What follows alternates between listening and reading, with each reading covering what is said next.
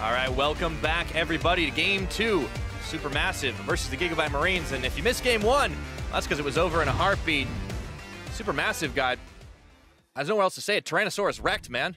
Yeah, okay, you didn't need to say it that way, but they definitely got beaten very convincingly. 24 minutes, 24 kills in those minutes, respectively, from one team in the game. So that was an absolute smashing, once again, from the GIGABYTE Marines. Moving forward, SuperMassive, we have to challenge, can they reset after a game like that? You want to be a fan of the team. You want to support what's meant to be the best five-man unit, but it felt like nothing was going to stop Levi. They built a team composition to protect him, to work around him as the primary carry, but everybody carried in that game. They won through laning phase, which shouldn't happen. Yeah, and being able to just basically push the jungler out of his own jungle. Now they're going to have to watch for that. Stomage having such a hard time that Lee Sin. Maybe he'll opt into something that, you know, is a little safer to start things off. We might see the Ivern coming out this time around.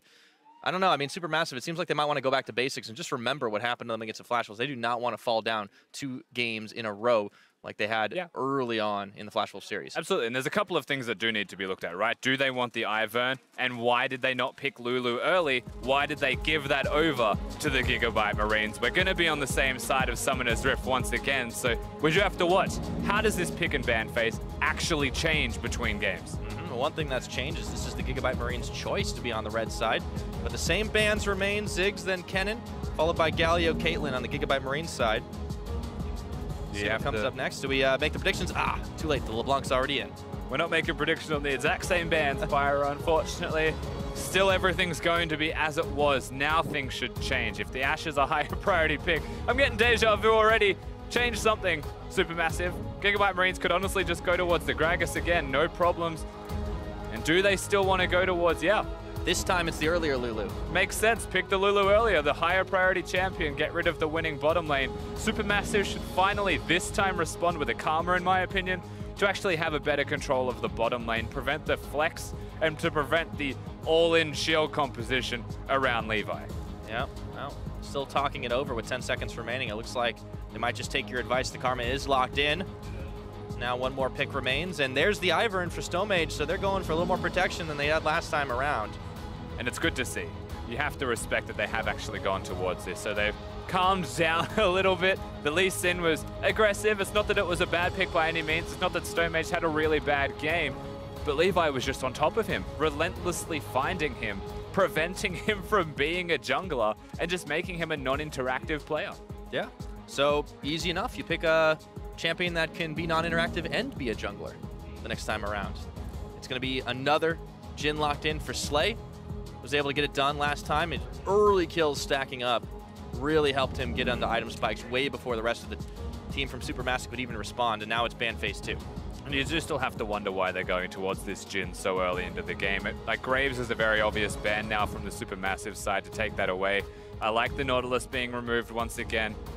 They can still target the champion pool in the top lane from Fabulous. Gragas seems to have a fine laning phase. They're just a little bit respectful, perhaps, of his champion of choice. The hooks were still connecting, even though it was a losing game. Yeah, still, just didn't have enough. And there's the Lee Sin banned out against Levi.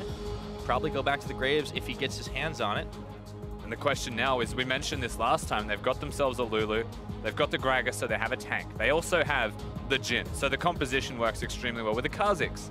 They did ban it in game number 1 SuperMassive, but then you're still leaving open the Graves to protect him. Optimus can switch out the Karma for an Orianna and still be able to shield people and protect them. Right, and there's the Shen ban. Speaking of shields and protection, if they leave the Syndra open too, that's another option for Optimus to go towards. Yeah, I can definitely look towards the Syndra, especially being on the red side of the Rift as well, having the first rotation after ban phase number 2. If Optimus wants to play it, then he definitely can look towards that. You can see SuperMassive taking their time quite a lot. They do ban the Graves out, so we could expect to see the Kha'Zix in here for Levi. He doesn't need to pick it just yet. If mid's a shared champion pool, they can put a higher priority on this pick, but as we've mentioned in the past, Optimus has a lot of counters to the Syndra. And so if he wants to throw the gauntlet and say, Naru, come at me, pick your Syndra, let's have a dance. Pick Echo into it, pick Fizz into it. He's got abundance of champion counters to it, including Zilean. Well, it looks like he wants to get the counter pick at the last moment, so Levi gets the Kha'Zix locked in for himself. It's going to be hard to deal with that bug jumping around. As expected, Kha'Zix The team composition, once again, from GIGABYTE Marines is pretty much reminiscent of game number 1. Barring their mid laner, the Kha'Zix does something a little bit better than the Graves does to empower the Jhin, but it's not going to be the same respect that the Graves was as a hyper carry. It's going to be a bit more committal in the way that they work. Yeah, and now the Rumble locked in. Fabulous. We saw him bring this out in game 1 versus the Flash Wolves. Not to a whole lot of success, but maybe he'll have a better chance. Need some more damage on the side. Let's see what the final lock in the mid lane for Naru. I like this. It's not exactly a counter to a champion like Syndra, but it does do quite well. Range champion, has enough mobility, a bit of move speed, and has the opportunity to fully commit in. Yeah, they'd round out some solid poke here, and they do. Naru on the Jace now. Final pick over to the GIGABYTE Marines. Expect the Optimus Syndra lock in here? You'd expect Syndra, maybe Orianna, if they want to continue to empower themselves. But it's Optimus. And it's Syndra, yeah. And it's been left open all the way to the end, so it's locked in, and that's going to be a hard comp to chew through. The SuperMassive on the back foot after one game that ended in 24 minutes are going to have to find a way. I feel like this is something that we're seeing from GIGABYTE Marines specifically in a best-of series. Is they go backstage, they practice for a couple of days leading up to it. They just play 180 carry, just one slightly off-meta pick. It was Ziggs against TSM, and now it feels like it's a Jhin. Something you look at in the draft and you're like, I can see it, but I don't know why they would do it, but they build a draft for it. They change their strategy to reflect one strong thing that they've been practicing this entire time. And SuperMassive aren't getting rid of it. They're still focused on the Ziggs because it worked so well. The Cannon is a necessary ban because they can flex between Slay and Stark, and Stark is a fantastic Cannon player, doesn't really have losing lanes, and he's good into champions like the Rumble. And then you've also got the LeBlanc, which pretty much has to be taken away from Optimus. So they're forced into these bans, and it means that reacting to the bans leaves one of those 3 up and available, moving into further places into this series. So it's a really curious dynamic to watch unfold in best of series against the team that just has one incredible strategy prepared. Yeah. Have to start thinking if SuperMassive go down in this game, they might start to mix things up, but then they leave the floodgates open for some of those earlier successful picks. GIGABYTE Marines tunneling on this strategy. It's worked for them once. Can they do it again? Will they go up 2-0 in the series? We want to hear from you guys, of course. Don't forget to hop on Twitter. @eSports is always the place. Hashtag GAM win if you believe in the Marines, but SuperMassive want to make it happen. So hashtag SUP. Yeah. Win. Hashtag SUP win. SuperMassive with a lot to prove, remember, as they're about to hop into this game. GIGABYTE Marines 1-0 up. SuperMassive on the back foot. Similar composition for GIGABYTE Marines. You got to think that SuperMassive might just be able to play with it, play against it. And the last time around, the Marines were burning down Stomage Forest, but this time, the Ents go into war.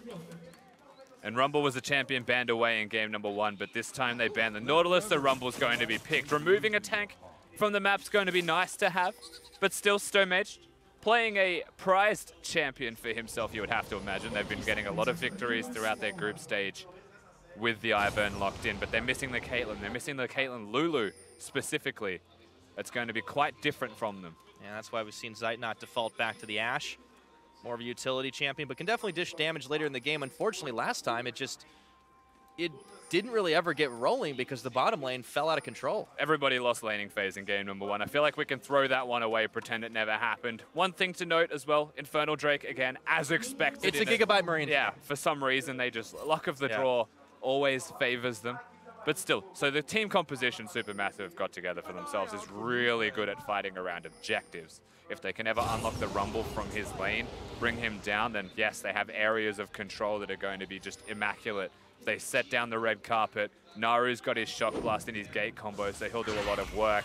Combo that with Karma's area of control or shielding up multiple allies and the Ashe arrows to kick everything off, let alone Ivern. Like, if they're fighting around objectives and they're the ones being allowed to set up in those areas, pick is super easy. So we'll look at SuperMassive and we'll say, yes, they need to actually generate these picks. And how does the vision actually allow them to do that so that it is successful? Yep. If they can hold on in the early game against potential aggressive moves from Levi, definitely get things going. But this bottom lane does not want to wait at all. A lot of trades back and forth, but Zeitnot's the one who's low. Now Archie is It's going to fall as well. A lot of biscuits being nommed. StoneMage is here, though. And Dumbledore is wrapping around. Pushed. They're not going to be level 2 in time. This will definitely work. Here's the chance. Now here comes StoneMage looking for Archie, caught going the wrong direction. Heal is popped. Too little, too late. First blood. Zeidnot is burning down, but they still get the first blood for themselves. It's a 1-for-1 trade, though, in the 3v2. That's, yeah, the fact that they trade 1-for-1, incredible from the GIGABYTE Marines. I thought Slay was just going to run away. Archie was just the sacrifice in the 2v2, but no, they commit to it. And yes, there is an invade happening, but Fabulous is aware of it. There we go. It was like clockwork. Levi realized he had a chance to go into the jungle, but what he didn't realize was there was a Rumble right on top of him, flashing, autoing, and now Stark's tagging his way in with the blue buff on the assist. No Stark should be able to get the kill. Optimus is going to deny that blast cone pop. 1-for-1 in the jungle trade now. Throws a scuttle crab at him and says, take that, the neutral chaos will be what kills you. So Fabulous does go down. They trade, but the jungler dies. This is a super awkward start for both of these teams. It's 2-2 super early in, but the support gets a kill on SuperMassive, whereas Slay is still alive, got extra farm, got extra experience. Yes, he didn't get the kill and it goes over to the supports, but there's one big advantage coming towards the Jhin that the Ashe does not actually get for himself. Meanwhile, the middle lane has Optimus with a kill with a red buff with that slight edge in his laning phase now. Doesn't have flash, so he's at risk of dying all the time. But Levi is now behind. He's the one that dies to the Rumble. And so the fact that these kills have happened, yes, there's only 4 kills total, it affects literally every lane at the same time. Speaking of lanes that are about to be affected, up in the top side, it looks like StoneMage is actually going to be backing away. You talked about Fabulous needed to be able to break out of this lane to kind of make an impact. Already did in that jungle, but level advantage is certainly going to help right now as Stark is kind of locked up under tower on this Gragas. It may be comfortable for him. However, Fabulous is not looking too shabby on this Rumble pick. Yeah, of course, Stark needs to go back to base. We'll see what he can afford, how many Dorans he gets, enough rings perhaps to keep him in the laning phase itself. Has the teleport, so he'll be okay. It's just a bit of bullying now. Fabulous did roam, but it's a bit earlier than expected from Mr. Fab. Yep, Levi going down into the jungle. SuperMassive once again, but he's not going to find anything there. Instead, looks like he might be going for a dive with the help of Optimus. We've seen this movie before, Rusty. Level 3 just ticked over. I don't know about this. Oh boy, Archie's a little low now. They're trying to close the net. It's Zeidnot down. The Doge is going to fall. They juggle the aggro just enough to secure the kills. Okay, when I say I don't know about this, I didn't expect SuperMassive to walk between the turret and the wall. They just line up for Lulu to knock them down. The easiest kills in the world. Optimus is everywhere right now on Summoner's Rift, impacting top lane, impacting bottom lane. SuperMassive, they're trying their best to trade respectively. Doesn't compare. Ooh, and he's not far even up. trading 1v1 is just not enough right now as Naru is taking a lot of damage here. Optimus with the flare move. Asserting dominance through mental games, Optimus. He Guy still got it. So far ahead, though. All right, well, that is going to be some action up top, but we're in the replay. There we go. All right, we're back out. Go back to the replay again. And Stark's fine. Can we get that one again, please? All right. Oh, never mind. No time. Replays. Double Doge trying to run his way out, but Levi and Archie right on top of him here. Void spikes, keeping him slowed down, but he's able to get out of Mantra Q, or just a regular Q, I should say, and Double Doge all isolated. Shock Blast coming in for the relief, but they don't finish the job. To the skies goes Naru, trying to squish the bug with the hammer. And he goes flashing, hopping. He's going to make it out. Is Archie? No, I don't think so. Slowed down by Candy. Oh, run!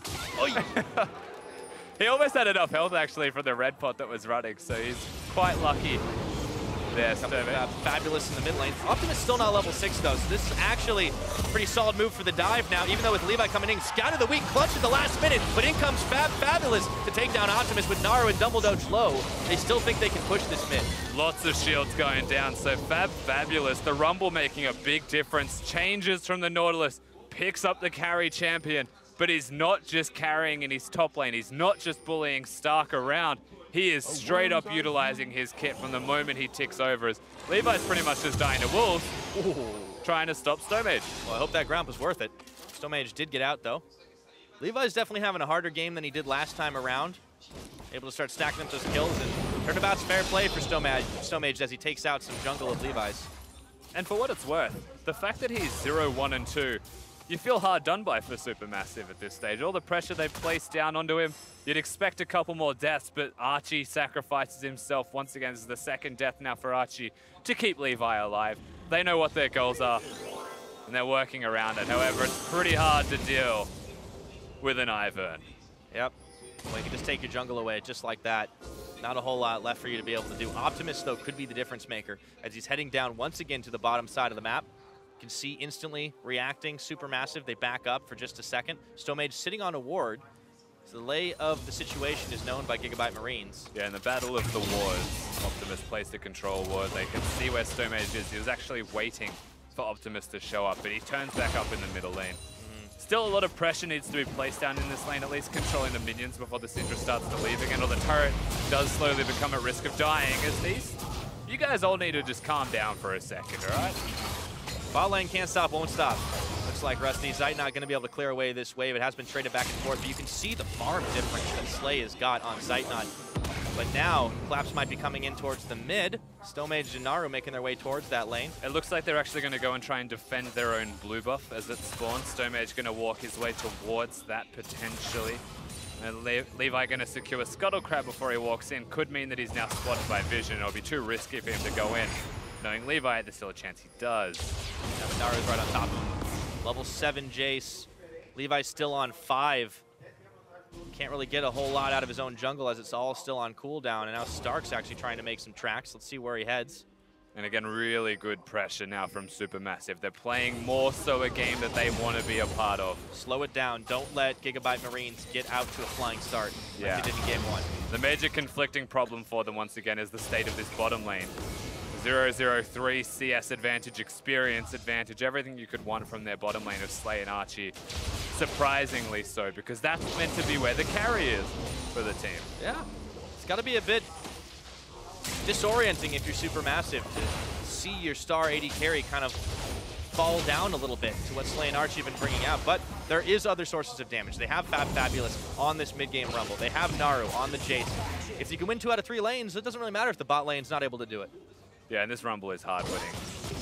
You can see why it was banned away from him in game number 1. He's just completely zoning away Stark, denying experience, denying gold, all of the farm in the world. Stomage is able to control the 1v1 because the lanes are pushing. And every time Archie shows up, they collapse. Yep, you can see the experience advantages between the jungle and the mid lanes. It's going to even out now as Optimus hits level 8, just barely. 3 members of SuperMassive here. They're moving around in this mid lane. See if they can get a push off. They grab a catch onto Optimus. That's huge, but he's got both summoners to work with. If Ivern hits a Q, though, I don't think it matters. He'll still die. That's what they're looking for. Karma could speed them up. Oh, Ash Arrow. That's going to be the Q right now, but Optimus is trying to run. Doesn't even need the summoners. And he dodges the candy with the flare. Takes a shot in the face as he shows his flare. I feel like the only reason he took the shot in the face was to show his flare, so... It's worth. Yeah, that's a necessary sacrifice. Levi now threatening down in this bottom lane again. Turret's always a possibility, especially when the Ash Arrow is gone, which is why they're able to make plays a little bit more aggressively like this. In fact, they want the Ivern to come down. Otherwise, Levi would have shown himself before this stage. They're playing aggressively to try and bait it. Instead of getting the fights into the turrets, they've instead been able to just wear it away, but now that might change. Zeitnot is dodging. In comes Levi. Whoa, that's a lot of damage. Yeah, great damage, except that Stomage is now here, so tactics handled, everything diffuses one more time. Still waiting for the item spikes for both of these teams just a little bit though. I'd say the Hex Drinker point is where Optimus can no longer kill Naru, so everything diffuses. The one big point of power, the one big position of strength for SuperMassive is their teleporting member with a completed Leandries. He's had that for a little bit already. He is a monster. Yeah, Fabulous looked to be the difference maker from SuperMassive mid-game, but they have slowed this down. It's a very different game than what we saw in number 1. 500 gold the lead, and that's it, but it's SuperMassive's favor. Dragon's still very important, but neither team has been able to get the sufficient edge to start rotating for that objective. No towers have gone down just yet. We have had a lot of chip damage, but a lot of it's in this bottom lane with Slay and Archie just able to peck away at the SuperMassive bottom tower. Yeah, and you feel like all of this pressure will slowly start to mount into a final crescendo through the laning phase in particular. And once again, whilst we said there's a power point in the Rumble, you would imagine even before the lanes are looked at, before the turrets are even considered, you may want to fight for the Drake if you were SuperMassive, but it comes down and it stems from controlling the 2v2. So you need StoneMage to either help out, you need Naru to push and then rotate, or you need Fabulous to teleport to a lane to influence it before they consider that Drake. But using ultimate, something that SuperMassive did in game number 1, you can't afford to waste more than just an Ash Arrow or 2 to 3 ultimates and then fight for an objective unless the ultimates secure kills. They need to actually play more methodical right now as they're trying. You have to watch for Optimus as well. Arlenomicon completed. He may not No chance to steal the blue buff because he just takes it away. Gonna have all that extra regen, but you can see where the vision game is going for SuperMassive. A lot of control wards in this river and around it, looking to secure that dragon. And even inside the GIGABYTE Marines jungle, as Levi's a little busy up on the red buff. Instead of rotating for a quick push, they just don't have the damage for it instead. And he's never really fallen behind. That's the important part. StoneMage has taken blues, he's invaded the jungle, taken Gromps away. Gone in on Archie. Damage. But still, Levi exists. He is not behind. He's still able to do a lot of damage. Has isolated targets. Increase that with evolving his Q. He's set to go, set to make picks.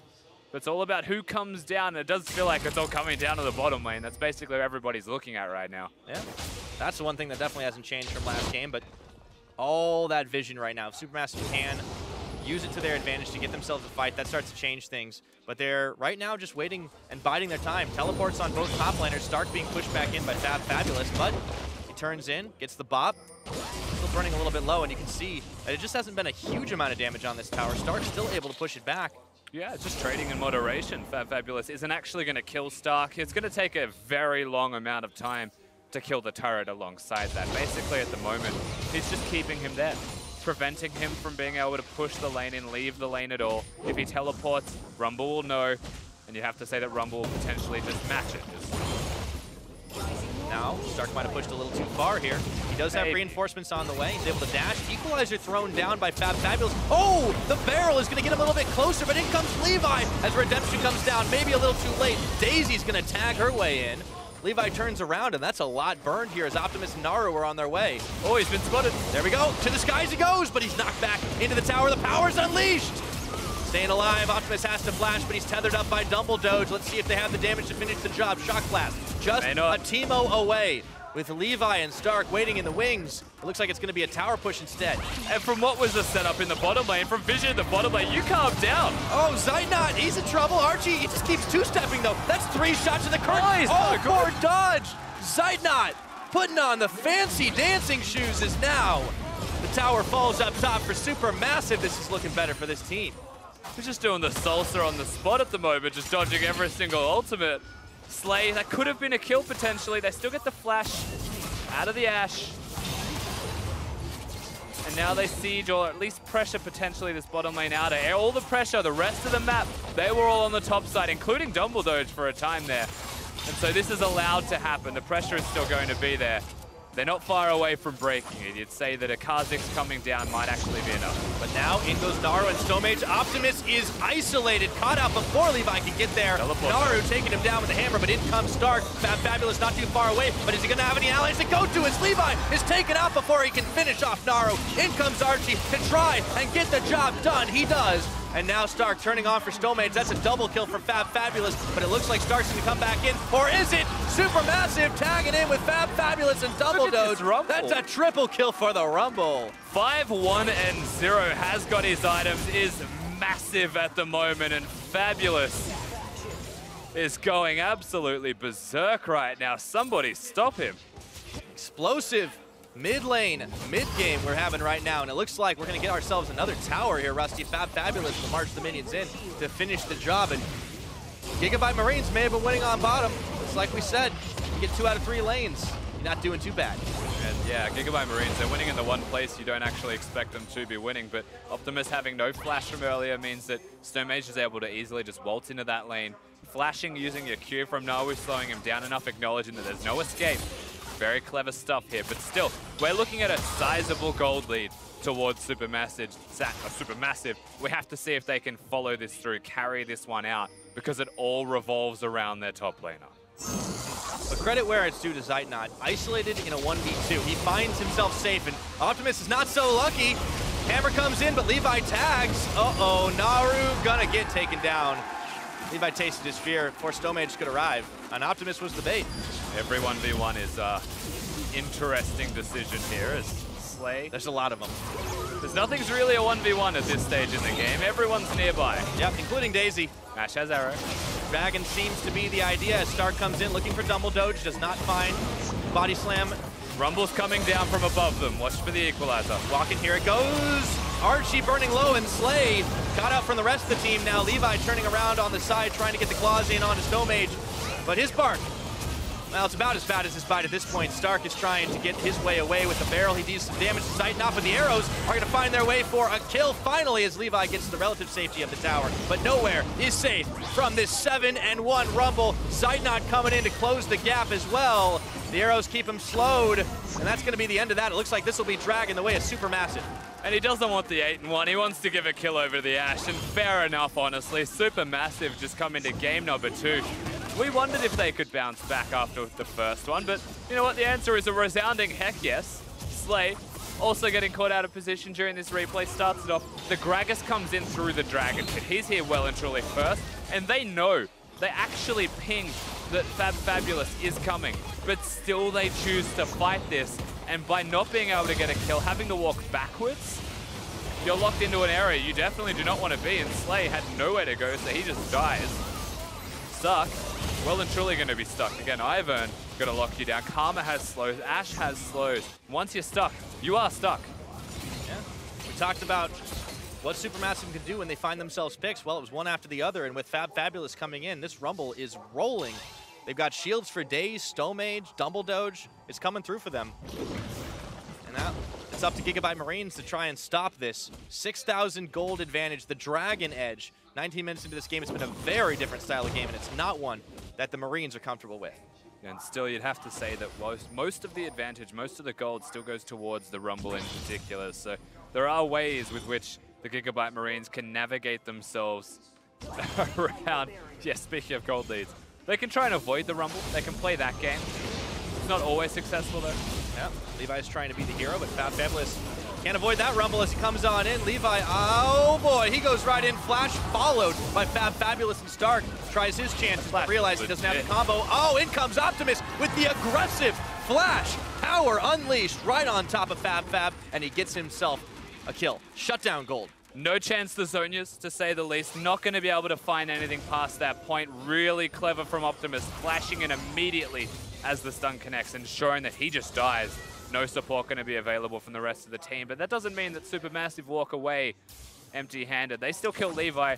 A sick flash from Fabulous. The timing was actually close to picture perfect, knowing exactly where he was going to go because he wanted to smite the blue buff and get some health back. The idea was cool. We'd probably say that he should have jumped towards his Syndra, who had a stun ready. Well, as good as Levi is, nobody is immune to making mistakes. As we're finding out, Supermassive still keeping the waves pushed, keeping their lead, despite losing Fabulous for just a moment. He's got backup, he has teleport up and available, and he's not the only one that's really going to be scaling up right now. We can see Naru picking up his BF sword, a couple others starting to scale up forward on this Jace build, the armor penetration. Yeah, Naru's rather large. Once he had the Hex Drinker, there was really nothing that was going to just outright stop him, but so the GIGABYTE Marines are doing the opposite of what we suggested they may want to. Winning this game, they could avoid Fabulous. They could just keep Stark up there, just try and hold on in the 1v1 pressure him, but Stark's going for armor. He's actually stacking resistances for team fighting now instead of going for the Spirit Visage or something else. And that's fine, that's justified. But if I was him, that cloth armor would actually become a banner of command. Then I would just put that into the Rumble lane, say, have fun, I'm leaving. I'm going to go team fight now. Yeah, I think Fabulous might leave as well. Let that wave just push in as it's more useful elsewhere, but we get a small moment to kind of breathe. This game started out a little slower as the way Supermassive wanted it to happen, but then everything kind of exploded in the mid lane. A little unlucky smite by Levi. I love that Stomage can't just kill it either. He has to sit there and channel as a Raptor with no health. Ooh, wow. They throw down an equalizer to just try and push them off the tower here. They have enough damage to finish it off. Zeitnot's not here. they are able to get it down at least a third of the way. SuperMassive, looks like they were a little indecisive after Fabulous pulled the trigger. This cooldown on his equalizer now. Yeah, and Ash didn't arrow. They could have Ash arrowed. Zeitnot has been one of the best Ashes and simultaneously one of the most underwhelming Ashes in the same tournament. And so far, this has not been the I'm going to throw my ult out willy-nilly and just try and catch everybody that I can type of Zeitnot. This is a much more slow-paced, calm Ash now. Well, even if he has been playing a little further back, the rest of the team, not so. You see where the vision has started to shift for SuperMassive. It is 22 minutes into the game, so we do have Baron on the Rift. Still would be very early attempt from SuperMassive. Obviously, GIGABYTE Marines were able to do it last time when they had a massive gold lead. But SuperMassive play things out a little slower, a little safer. They don't want to give away any objectives to the GIGABYTE Marines. And they're still farming well. It's not like the gold difference has just been, like, exacerbated out of control for the rest of the map. It is still mostly like a 3k advantage towards the Rumble, and that's the biggest difference. Like, StoneMage is reasonably far ahead. He's a little bit further ahead of Levi, and that's going to be a big deal. But Kha'Zix, once he gets the Black Cleaver, if someone's isolated, it doesn't matter too much. Syndra can still one-hit people, even if Syndra's slightly behind, because Syndra is, believe it or not, Syndra. And Optimus is Optimus. Yes, and he will go for those plays. So there are still things there, but SuperMassive are, honestly, they're just looking much more dominant, much better between games 1 and 2. Nice turnaround to see from these guys, especially after getting crushed by Flash Wolves. You can think that'd be demoralizing for anybody, to be honest, but they've taken heart from the fact that they can turn things around after a really difficult loss, and we might have ourselves a serious series on our hands, Rusty. It's not a complicated recipe to beating the GIGABYTE Marines, let's be clear. SuperMassive actually just had a laning phase where they didn't outright implode. Their bottom lane's still not performing to expectations just yet, but they are playing a little bit better as they've kicked off a Baron. It's in the dark right now. GIGABYTE Marines, they actually aren't going to go and check it. I feel like they have to, but they're walking the safe way. This is still taking an awful lot of time. That ward reveals that it's being done. Yeah, 100%. and now Levi's here. Might be too late, though. Teleport coming in, it's down to 3,000. All of a sudden, SuperMassive get cold feet. Curtain Call's going to get burned, though. Yeah, so they just pushed them away. The teleport had to be completed. He was actually in bottom lane, so now he's stuck here. Fabulous has teleport, so that was a really good play. Very cerebral stuff, honestly. Now they can set up for it one more time. Slay. Down he goes. Oh, they just burned through his health bar right quick as StoneMage takes the brunt of the damage. Return fire from GIGABYTE Marines. The barrel's going to bop Naru back with redemption, keeping them healthy as they look to finish this fight. Stark's going to have to flash his way to freedom, and now without the minions, wait just a second, and SuperMassive are right back on this mid-tier 2. No problem polishing it off. And there's the Ash Arrow right from Zeitnot. So they get a kill, they get a turret, they push everyone from GIGABYTE Marines away. Isolated. Kept Levi and Stark off of this one. He's going to have to dash the wall just to get back into his own base. And now StoneMage and Naru still trying their luck on this mid-turret. But all of a sudden, in comes Optimus, gets a 3-man scatter. But can they shred his health bar? Got him stuck on the tether, but that was Azanya's timing just to survive. Now Stark's caught up, and Fabulous goes in as well. But he might not be as lucky as Optimus here. That health bar's looking mighty low, and it's a shutdown from Levi. Optimus barely staying alive. Levi not done. They're going to continue to try and pressure for this. Nice dodge. No Levi has flash. Kha'Zix. In comes Stark. He tries to get the damage out. Daisy is going to distract them now, but in comes Naru. Realizes maybe he doesn't want that. StoneMage way too low to get involved. Double doge as well. There it is. Oh! And Slay's getting some revenge. And they just keep pressuring. Use the minions, try and pressure the middle lane turret. We see if they could actually do it, because it looks like SuperMassive have to go to base. And here's the pressure. It continues. Zeitnot, 1 shot, 2 shot, dodges 3. The final one. Oh, it almost clips him. He cannot get hit by those Jhin ultimates. But GIGABYTE Marines get themselves a tower in the mid. This was all SuperMassive pushing their luck.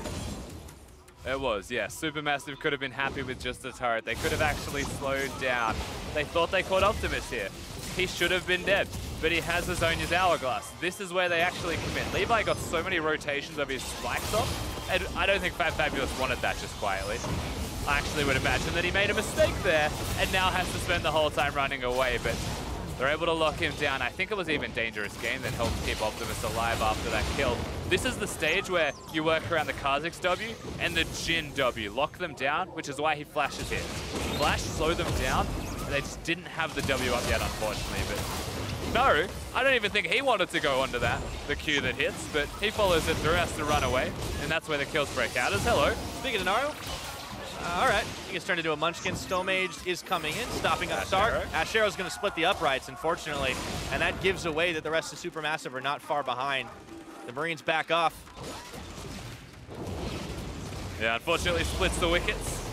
Fabulous now going to go for an objective. He destroys that, by the way. Yeah, able to get through the Ocean Drake pretty easily. It's not as fancy as, or as valuable maybe as the big and bad Infernal Drake, but a little bit of regen never hurt anybody, and SuperMassive are able to pick that up now. Still controlling both sides of the river, but GIGABYTE Marines are showing their teeth.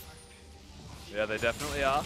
They're never going to go down without fighting. I think that is fair to say. But SuperMassive with the advantage, still with the gold lead, still with the item lead, and a massive rumble to boot. This is that point in the game where an objective is the name. And that's where they want to be fighting. They've got a composition to fight around it. They've got an Ivern to brush it off. The equalizer will get laid down, and the red carpet kills everybody. Yep. And Naru, once again, we've been talking about him a little bit here and there, but he has been quietly getting stronger, able to dish a lot of damage on those shock blasts. The poke is starting to get a little difficult to deal with, and if they can poke the GIGABYTE Marines out, that might mean the difference, well, between a Baron and no for SuperMassive. Yeah, absolutely. Next Drake also being an Infernal. It's going to be a little while away, but again, another point of contention, the kind of Drake that you'll have to fight for. As this Baron starts up, we look towards the vision of both of these teams.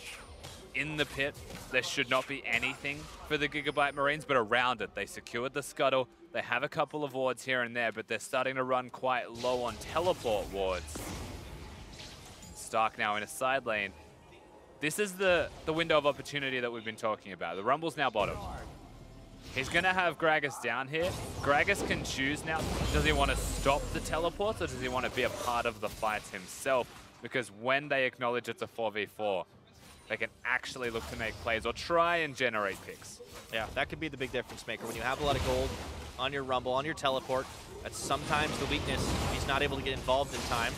And there are a lot of tools in the GIGABYTE Marines composition right now to kind of deal with it here. We've already seen what happens when Optimus is able to throw a faceful of Unleashed Power into any of these teams. Stomage, he's still able to tank up quite a lot, but they really need to be in the right place at the right time. And SuperMassive just have been pushing their luck a little bit in that mid tower. That really started to turn things around for them, and you can see them playing a little further back now. A little less certain than they were earlier in the game. A little bit of importance also hinging on the level 16 spike for both of these teams. Very Fabulous also locking that one in first. The level 3 equalizer can be a game changer. It already was, but now it can be a little bit more so of one. Not just that, Levi very dependent on having his evolves up, and Optimus increasing the burst that can come through. So all of these things are starting to crash over. Not just item spikes, but level spikes to be seen. Void Staff starting to be locked in for these teams, so the damage is becoming very much a big deal. Snowman just locked up. See how much he can survive. That is a lot of damage dealing out to him, but he's able to stay alive. That's a huge shield right now as Optimus can't quite burn through. Levi looking for more on Dumbledore, who flashes away. 5 members of the GIGABYTE Marines here, but Fabulous has not joined the fight just yet, looking for the cutoff. And now they're backing away. This is going to be the Baron start for SuperMassive. They bring out the Cupcake to try and help tank the Baron just a little bit. They are aware that it's being done. Levi, the King of Steals, is this something that you want to actually do in front of him? Doesn't look like it, but Fabulous is caught. He's going to have to go golden right now in a redemption. Naru goes in. That is bold, my friend, and he is going to fall to Levi 5v4 now as SuperMassive are taking down to 0. Optimus with a big kill up, and that, without the ult, makes it look easy. And suddenly all of the pressure around the Baron pit subsides for SuperMassive. The GIGABYTE Marines should not look to do the objective. They're doing the smart play. Take the turrets, get the goal back towards your favor, or as close as you can towards doing so. However, trades in the middle lane. They're trying to do the best they can to respond to this. GIGABYTE Marines, they've got Syndra to defend. They should be okay with no Ash Arrow up. And Stark is just tanking the turret until the minions arrive right now. With Optimus there, easy peasy clear of the wave, and it looks like it's going to be a 2-for-0 tower trade off the back of that fight. GIGABYTE Marines find their opening and immediately punish. This is a really good trade from the GIGABYTE Marines. Credit where it's due. The gold difference is effectively pretty much down to nothing. It's just the Rumble, but they've taken so long to get those 2 turrets. The death timers are still reasonably low. The Baron can just be done by SuperMassive if they catch everybody going to base. So looks like they caught Stark. This is dangerous, though. Only 2 members here with Stomage and Zeitnot. Ash Arrow comes in, dodged by Slay here. They still go straight to the Baron. Doesn't matter if the Ash ultimate's down. They've got the Rumble Equalizer. He held onto it. It's the right move. They force this. They prevent the GIGABYTE Marines from recalling. And honestly, as it stands, fighting for this is far too dangerous. They have to go for a steal. Going for the rush right now. It's down to 8,000. The rest of the GIGABYTE Marines are here. A little bit low health bar on Levi, but can he get the big steal? Optimus around the side. They turn to the fight, looking for Stark. He pushed too far forward, but he gets a big barrel, looking for Zeitnot, but Optimus is by himself as Fabulous picks up the GIGABYTE Marines jungler, and now the tables have turned. Stark has got a wild growth on, but he's also got a tether. Has to walk away. No smite steal available. SuperMassive realize they can turn back for the Baron. And they could have went for the steal. Instead, they choose to go for the fight. Just trying desperately to... I don't know what he's aiming for. It doesn't matter. Slay's got Stormtrooper syndrome right now. It looks like nothing doing as he sends a last shot flying. The Baron is going to go the way of SuperMassive. It looked rough for these boys for a minute, but they get right back into it. 33 minutes, Baron goes their way. Nothing in the world was going to stop them after making this decision. SuperMassive, they catch GIGABYTE Marines being far too straightforward with it. We get to watch the Baron fight one more time. Stark's just far too forward. They catch Fabulous, but on top of an equalizer, Levi just dies. And then he's able to flash out. Summoner's there in a battle of the mid laners and the top laners finding each other. The team that's gone back to base has their items, has their mana, has all of their cooldowns available, are always going to win that one. That's the kind of inexcusable mistake, capitalizing on the aggression out of the Marines. It happens all the time. Over-reliance on aggression. You can see even with 3 members left alive, they thought they wanted to go back in until Naru shot him with the shock blast, and now another Infernal Dragon goes the way of SuperMassive. They've got 240 on the Baron buff. They've got 2 Infernals. They've got regen in the form of that Ocean Drake. It's hard for GIGABYTE Marines to fight extended against SuperMassive. Yeah, they're pretty much set to go. There's a bit more when we're talking about reliance actually hinging on the Syndra stun, the Jhin also hitting the W. It is still a pick composition, right? And whilst it's now hard to generate those picks to actually get a numbers advantage on Summoner's Rift, they can still try their best. But we are looking at the SuperMassive side. They've got the Baron. The Turkish team should be set to even this series up. They can just break the base.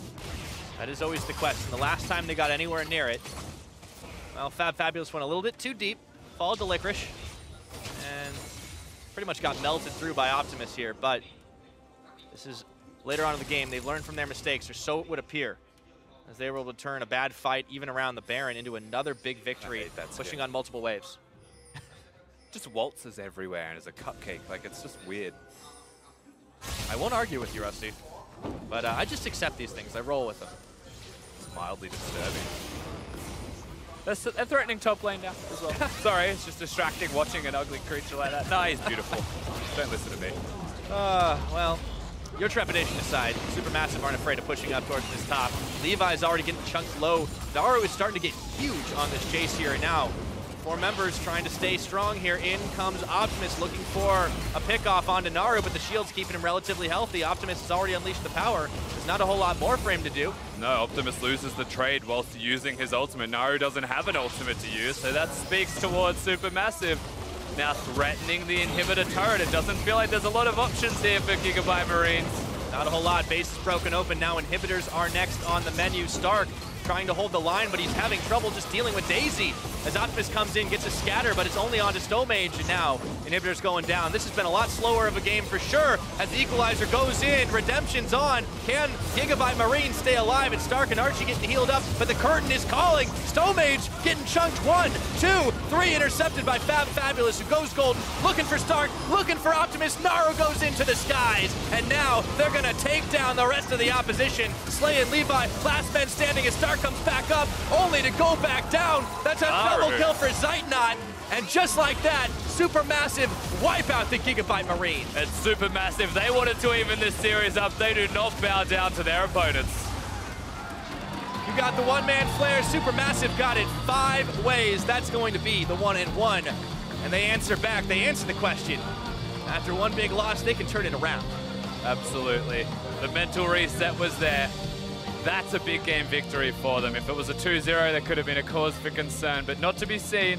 They're set to go. They picked themselves the Ivern, they picked themselves the Karma with the team composition, and they actually build themselves something that it makes a lot more sense to what SuperMassive want to do. Well, and they gave GIGABYTE Marines all the tools they wanted, just like last game, but they learned how to play around it with some better tools of their own. The Ivern was actually critical, but also that Jace was solid. They had so many ways to protect their carries, and it worked out. And that's the important part, not losing your laning phase, just getting through to the mid-game, being able to find a place in the game where you can actually be a slow team, make the right decisions. But most importantly, making the right decisions in this set seems to be picking up on what the GIGABYTE Marines are doing and just besting it, one-upping it every single time, because they will play over-aggressive to a fault at times. Yeah, and unfortunately for GIGABYTE Marines, it kind of bit them in the behind, so that's why we're sitting at the 1-1 series. But SuperMassive, it wasn't flawless. They still made some mistakes. We saw what happened in the mid lane. We saw what happened on the first Baron attempt, but they didn't shrink away from it. They kind of went back in. They played it safe. Like, okay, we're going to throw the wards around, and that they saw Optimus coming a mile away, and they were able to turn for him once the Gragas barrel came in.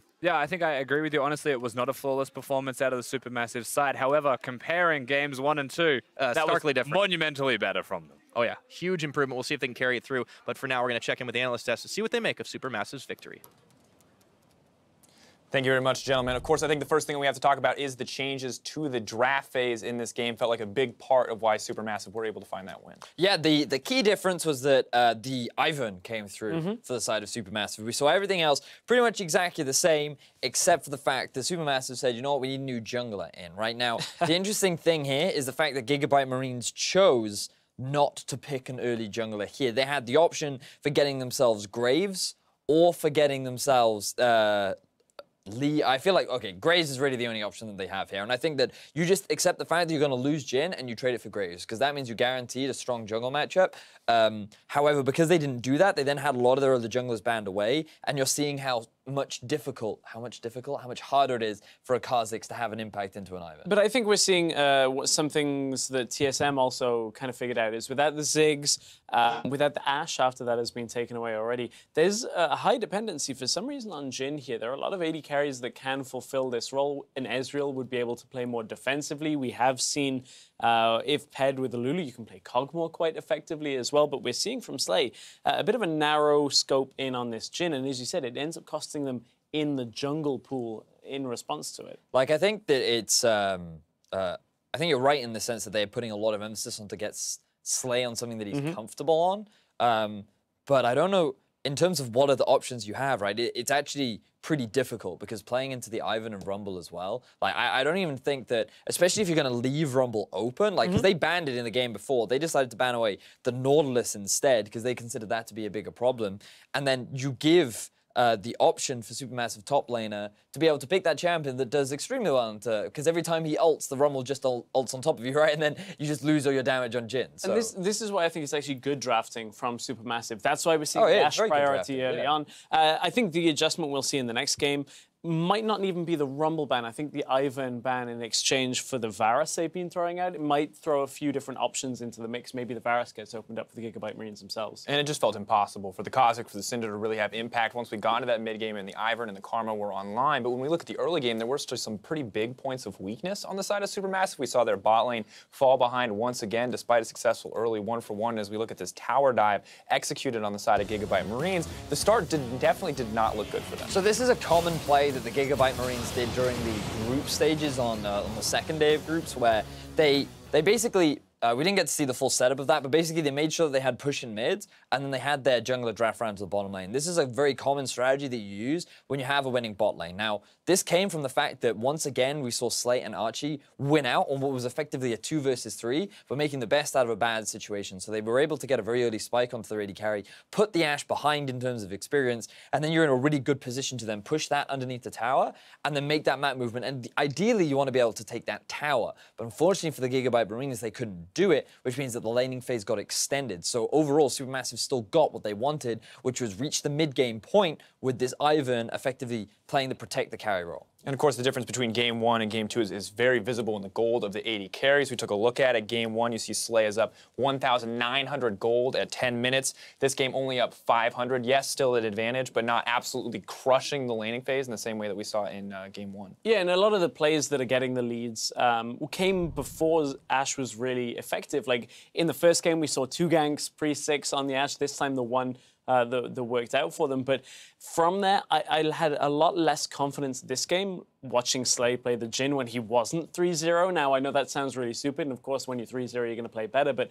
I think it was the decisions that the GIGABYTE Marines were making on where and when to fight in the mid portions of the game that SuperMassive were just playing quite hands-off. They weren't necessarily taking trades like they were in the first game, and I think that adaptation makes it very difficult for Slay to know where he can actually start his ultimate, because a couple of times it was going awry. See, I disagree slightly, because I think that the pressure wasn't really on Jhin to perform. I think the real issue for SuperMassive was the fact that this Rumble was going off, right? Sure.